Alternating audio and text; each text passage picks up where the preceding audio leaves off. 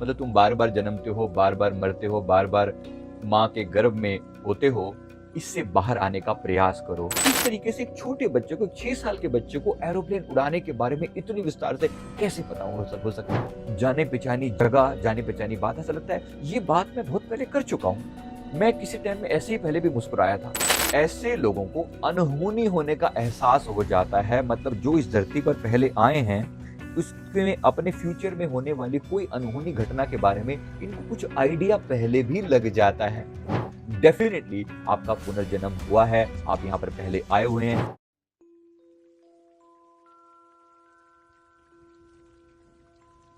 नमस्कार, self awakening mission से संजीव मलिक। दोस्तों, आज मैं आपको एक बहुत ही मजेदार टॉपिक के बारे में बता रहा हूँ।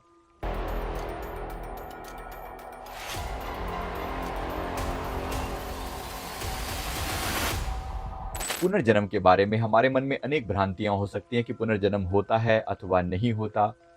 हमारी हिंदू फिलॉसफी में हमेशा से पुनर्जन्म को बहुत महत्व दिया गया है। शंकराचार्य जी ने कहा है कि पुनरपि जननम पुनरपि मरणम पुनरपि जननी जठरे शयनम, मतलब तुम बार बार जन्मते हो, बार बार मरते हो, बार बार माँ के गर्भ में होते हो, इससे बाहर आने का प्रयास करो। भगवान श्री कृष्ण गीता में भी इसी तरह का व्याख्या देते हैं कि हमारा बार बार जन्म होता है, जिसकी जैसी इच्छा होती है, अपनी इच्छाओं के कारण वो व्यक्ति बार बार जन्म लेता है। लेकिन फिर भी बहुत सारे लोगों के मन में ये डाउट बना रहता है कि पूर्वजन्म होता है अथवा नहीं होता। आज मैं आपको ऐसे 10 सिम्टम्स के बारे में बताने जा रहा हूँ कि पूर्वजन्म होता है और डेफिनेटली होता है। मैं एक पास्ट लाइफ रिग्रेशन थेरेपिस्ट हूँ। मैं इस बात को बहुत अच्छे से जानता हूँ कि किस तरीके से हम लोगों को एक ऐसी अवस्था में ले जाते हैं, हिप्नोटाइज करके एक ऐसी अवस्था में ले जाते हैं जहां वो अपने पास्ट लाइफ के बारे में जान पाते हैं और रादर उसे लाइव 3D में देख पाते हैं। इतना तक भी संभव होता है। तो इसके लिए क्या, किस तरीके से, आपको कौन कौन से सिम्टम मैं बता सकता हूं जिसके कारण आप ये मान सकते हैं कि हाँ, पुनर्जन्म होता है। नंबर 1, सबसे पहले आपका किसी विशेष चीज से लगाव होता है। आपको नहीं पता होता इस चीज से लगाव कहाँ से आया, ना आपके पिता को, ना आपकी माता को, ना आपके परिवार में शायद उस चीज से कोई कंसर्न ना हो। फॉर एग्जाम्पल, अभी पीछे हरियाणा में एक लड़के का पुनर्जन्म की बात सामने आई।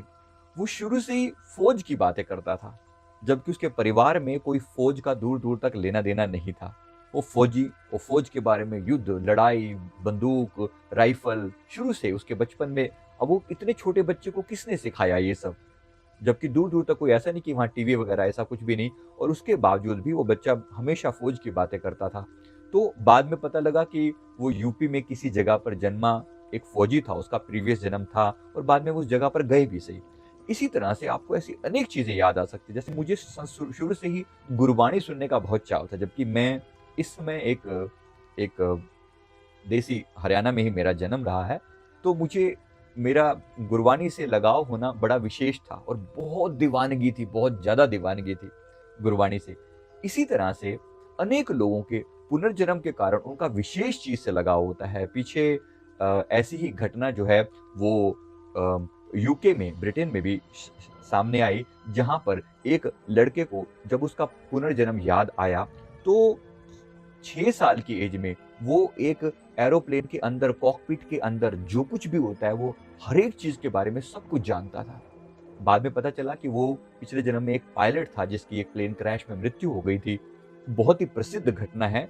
आप इसके डिटेल जो है नीचे ले सकते हैं, लिंक डिस्क्रिप्शन में दिया हुआ है। तो बड़ी ही कमाल की ये घटना, यानी किस तरीके से एक छोटे बच्चे को, 6 साल के बच्चे को एरोप्लेन उड़ाने के बारे में इतनी विस्तार से कैसे पता हो सकता है? तो ऐसा विशेष तरह का इंटरेस्ट होना। ऐसे मेरे एक फ्रेंड को बांसुरी का शुरू से शौक, उसके परिवार में इस समय में कोई भी ऐसा वादक नहीं है, कोई भी ऐसा व्यक्ति नहीं है जो जिसका दूर दूर तक संगीत से कोई रिश्ता हो, लेकिन ये व्यक्ति बांसुरी के पीछे ऐसा दीवाना। पता लगा इसका लास्ट जो जन्म था वो मथुरा में हुआ था। बाद में हमने इस बात का पता लगाया और कुछ कनेक्शन इसका था श्री कृष्ण जी के मतलब फैमिली में आगे चलकर कुछ कनेक्शन था। तो उस समय में गवाले थे तो बजाया करते थे बांसुरी। तो इस तरह से ऐसे ऐसे हिंट जिसका आप कोई कनेक्शन नहीं निकाल पाते, इसको, ये जो हिंट है, ये डेफिनेटली बताता है कि पुनर्जन्म होता है। आपके भी जीवन में ऐसी कोई घटना जरूर हुई हो जो आपको अजीब सा चाव हो शुरू से। अगर ऐसा है तो नीचे कमेंट बॉक्स में ज़रूर बताइए और आप जान पाएँ, हमारे साथ भी शेयर कीजिए और कमेंट करके बताइए कि ऐसी कौन-सी घटना है जिसका शुरू से आपको शौक रहा है। तो नंबर 2 ये कि आपके मन में कोई अनजान चीज़ों के डर बने रहते हैं। ये नहीं पता होता कि किस चीज़ का डर आपके मन में कहाँ से आया। जैसे आपके मन में बीच का डर, मतलब बीच के पास जाने का जो डर जो है वो हो सकता है। आपके मन में अंधकार का डर, तीर लगने का डर, जिसका जब तक आप अभी आज के जीवन में तीर लगने से कोई संबंध नहीं। किसी जंगली जानवर का डर, जबकि आज हो सकता है आप ऐसी जगह पे पैदा हो जहाँ जंगली जानवर का कोई नामो-निशान नहीं। लेकिन आपको स्पेसिफिकली ऐसा डर जो है ना आपके मन में रहता है। कोई ऐसा डर जो कभी ना कभी किसी समय में रहा होगा। में एक बड़ी ही मजेदार घटना हमने देखी थी। एक व्यक्ति को एक ऐसा दर्द था उसे दर्द था कि छाती के बीच में उसे दर्द रहता था, जबकि उसके बारे में एक चुभन सी फ़ील होती थी, छाती के बीच में और पीठ के पीछे भी चुभन फ़ील होती थी। जब हमने उसका पास्ट लाइफ़ किया, तो पता चला कि इस व्यक्ति की जब मृत्यु हुई थी, उसकी पीठ में किसी ने भाला घोंप दिया था, तो वो आर-पार हो गया था। तो उतना गहरा दर्द था कि इस जीवन में आकर भी वो दर्द उसे याद रहा और वो इतना गहरा था कि उसका फिज़िकली कोई कॉज़ नहीं था, डॉक्टरों की नज़रों में उसमें कोई दिक्कत नहीं थी, लेकिन वो मानसिक तौर पे उसका आघात उसको इस जीवन में भी फ़ील होता था। बाद में उसका पास्ट लाइफ़ करने के बाद उस चीज़ से वो पूरी तरह से मुक्त हो गया। इसी तरह से पुनर्जन्म में का जो इस तरह के अनेक आपके अंदर भी कोई ऐसा डर हो, तो ज़रूर नीचे शेयर करके बताएँ कि कैसा कोई डर है, जिसको आप ओवरकम करने का प्रयास कर सकते हैं। हमारे हमारे पास एक फ़ोबिया क्योर टेक्निक है, जिसका NLP phobia cure Sanjeev Malik, आप उससे उस डर को ओवरकम करने में हेल्प आपको मिल सकती है। ज़रूर टेक्निक ट्राई कीजिएगा। इसके अलावा पुनर्जन्म का सबसे बड़ा जो संकेत है नंबर 3, वो है सपनों का आना। कोई खास तरह के सपने, अगर आप पहले इस धरती पर आ चुके हैं तो आपको खास तरह के सपने रिपीट होते हैं। ज़रूरी नहीं कि सभी के साथ ऐसा होता हो, लेकिन आपको कुछ सपने रिपीट होते हैं, एक ही तरह के सपने बार-बार आते हैं। कोई दुर्घटना, कोई शादी, ज़िंदगी की कोई ऐसी घटना, किसी मंदिर, किसी टूटे-फूटे मंदिर का याद आना, किसी ऐसी चीज़ का बार-बार याद आना जो नॉर्मली आपके ज़िक्र में नहीं आता। तो ऐसी कौन-सी चीज़ अगर आपको भी इंडिकेट होती है तो ज़रूर बताएँ, ऐसा कौन-सा सपना आता है? ऐसे सपनों को ओवरकम करने के लिए अगर आपका ऐसा सपना आता है तो उस मैटर को रिज़ॉल्व करना भी ज़रूरी होता है। पास्ट लाइफ़ में ले जाकर उस घटना को रिज़ॉल्व किया जा सकता है। आप अगर ऐसा कुछ हो तो ज़रूर नीचे शेयर करें। इसके बाद नंबर 4 पर आती है, ऐसे लोगों को किसी खास जगह से विशेष लगाव होता है। चाहे उस जगह पर वो कभी गए नहीं, लेकिन किसी खास जगह से इतना लगाव होता है, मुझे जाना है, बार-बार जाना अच्छा लगता है। किसी किसी बीच पर, किसी हिली एरिया में, किसी मैदानी एरिया में, किसी मंदिर के पास, किसी विशेष जगह पर जाना बार-बार अच्छा लगता है। चाहे वो उस जगह पर कभी गए नहीं, उसके बारे में कभी सुना नहीं, लेकिन वहाँ के बारे में इतना ज़्यादा इंटरेस्ट होता है जैसे कोई हिसाब ही नहीं। जैसे हमारे यहाँ पर एक लड़के को ऑस्ट्रिया के बारे में, यूरोप में ऑस्ट्रिया नाम का कंट्री है, इतनी दीवानगी थी उसको ऑस्ट्रिया के नाम से। Austria, Austria, Austria. ऑस्ट्रिया की जगहें वो ऐसे जानता था जैसे अपने दिल्ली की गलियों के बारे में बात कर रहा हो। फलानी जगह पर यहाँ पर ऐसे, वो वहाँ पर ऐसे, बात करता रहता था। इतना दीवानगी, कोई लेना नहीं, कोई देना नहीं ऑस्ट्रिया से। तो बड़ी हैरानी होती थी, लेकिन जब धीरे-धीरे समझ में आया, ये 10th क्लास की जब मैं था तब की बात है।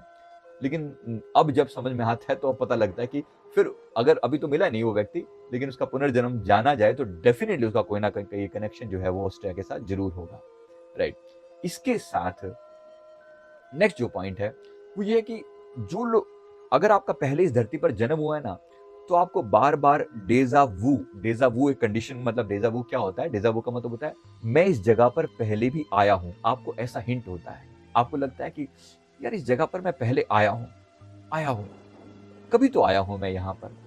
ऐसा लगता है ये घटना, ये बात, ये व्यक्ति, ये चेहरा जाना-पहचाना सा लग रहा है। तो बहुत विशेष तरह से जानी-पहचानी जगह, जानी-पहचानी बात, ऐसा लगता है ये बात मैं बहुत पहले कर चुका हूँ। मैं किसी टाइम में ऐसे ही पहले भी मुस्कुराया था। ये घटना ऐसी ही हुई थी। इस व्यक्ति ने ये बात मुझे पहले भी बोली थी, जबकि वो व्यक्ति मिला ही आपसे पहले है। आप कहते हो नहीं, नहीं ये घटना मैंने सुनी हुई है, ये देखा हुआ है, इस जगह पे मैं पहले आया हुआ हूँ, इस मंदिर को मैंने पहले देखा हुआ है। किसी विशेष बात को आपके मन में रेपिटेशन होता है, कुछ ऐसी बात आपके मन में लगातार चलती है जो आपने पहले कभी नहीं देखी होती, सुनी होती, जानी होती। इसके अलावा ऐसे लोगों को कभी-कभी इन ऐसे लोग जो पहले जन्म ले चुके हैं, जो डेजा वू वाली जो कंडीशन है ना, अगर आपको भी हुई हो तो जरूर बताना कि ऐसी कौन सी बात है जो आपको बार बार आपके मन में रिपीट होती है, आपको लगता है कि इस जगह पर आप आए हैं, आपने इसको देखा है। राइट। इसके अलावा इसके अलावा ऐसे लोगों को अनहोनी होने का एहसास हो जाता है, मतलब जो इस धरती पर पहले आए हैं उसके अपने फ्यूचर में होने वाली कोई अनहोनी घटना के बारे में इनको कुछ आइडिया पहले भी लग जाता है। इसका मतलब यह है कि एक सामान्य इंसान से, कि इस जगह पर जो जन्म जिसका हो चुका है और जो जो इस तरह का अनुभव कर रहा है, इनमें कुछ फर्क लगता है, इनको बड़ी बेचैनी सी होने लगती है। इनको लगता है सडनली आज बड़ा मूड खराब है, सडनली आज मूड बड़ा अच्छा है, सडनली आपको आपके मन में एक एक अजीब सा एहसास है, कुछ गलत होने वाला है, कुछ गलत होने वाला है, ऐसा मन में एहसास होने लगता है। तो डेफिनेटली ये बात कि आप इस जगह पर पहले आ चुके हैं, आपके साथ कोई घटना ऐसी हो चुकी है जो अभी भी आपको किसी चीज के होने का एहसास हो रहा है। इसके अलावा आपको पास्ट लाइफ की जो रिश्ते हैं, ऐसा चेहरा, ऐसा व्यक्ति आपके सामने आ जाता है। आपको लगता है इस व्यक्ति को मैंने बहुत बार देखा हुआ है, मैं इससे मिला हूं, मैंने इससे खूब बातें करी हैं।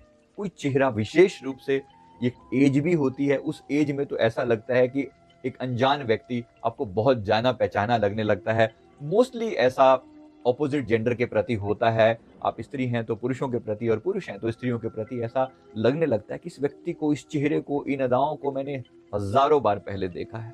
ऐसा बहुत बार होता भी है और अनेक बार जिनको सोलमेट होते हैं या ट्विन फ्लेम जर्नी होती है, उनकी यात्रा इकट्ठी हुई होती है तो उनको इस बात का एहसास बड़ी इजीली हो जाता है कि इस व्यक्ति के साथ मेरा जीवन हो चुका है।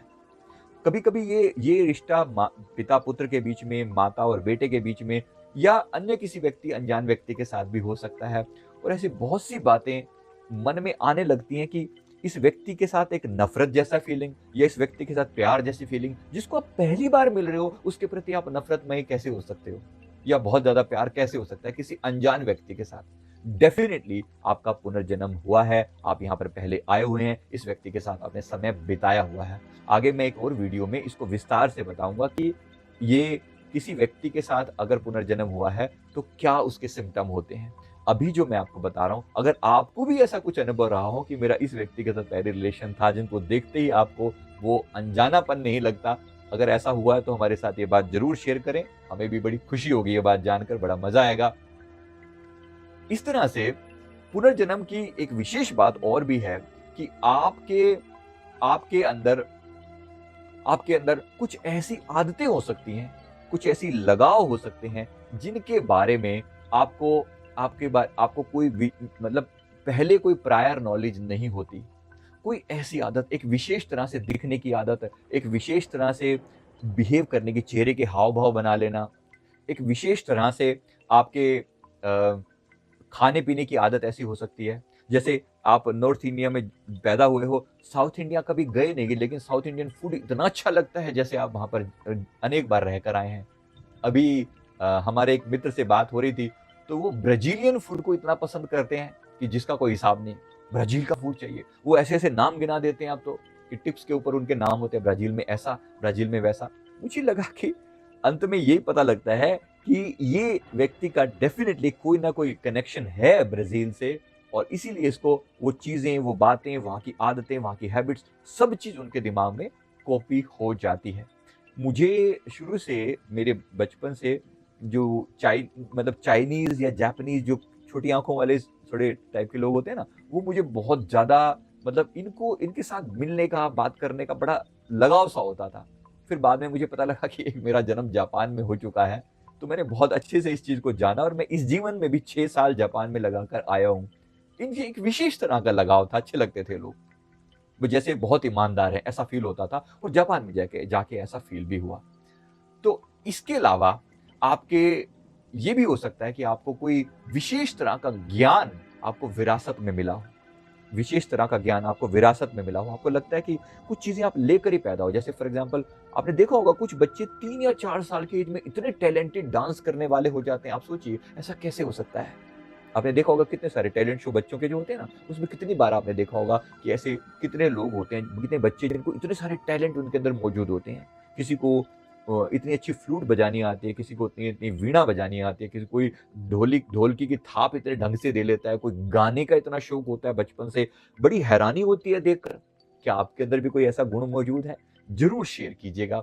इसका डेफ़िनेट मीनिंग है कि आप इस धरती पर पहले आ चुके हैं। तो इस बात को एप्रिशिएट करें कि आप यहाँ पर बार-बार आए हैं, प्लस यहाँ से निकलने का भी प्रयास करें। केवल आने की बात नहीं, अब निकलने का भी प्रयास करें। यहाँ इस जीवन को अगर हमने खूबसूरती से जिया और जो लर्निंग लेनी थी ली, तो यहाँ से हम ईज़िली निर्वाण को हासिल कर सकते हैं। सेल्फ एनलाइटनमेंट जिसे कहते हैं, उसको हासिल कर सकते हैं। इसके लिए डेफ़िनिटली प्रयास किया जाना चाहिए। मैं उम्मीद करता हूँ वीडियो आपको ज़रूर अच्छा लगा होगा। वीडियो को लाइक करें, कमेंट करें, हमारे चैनल को ज़रूर सब्सक्राइब कर लें। अगर अब तक आपने सब्सक्राइब नहीं किया है तो कमेंट ज़रूर करें। आपका किस चीज़ में कैसा विचार रहा है, हमें ज़रूर बताएं। Thank you very much. बहुत-बहुत शुक्रिया। बहुत-बहुत शुक्रिया।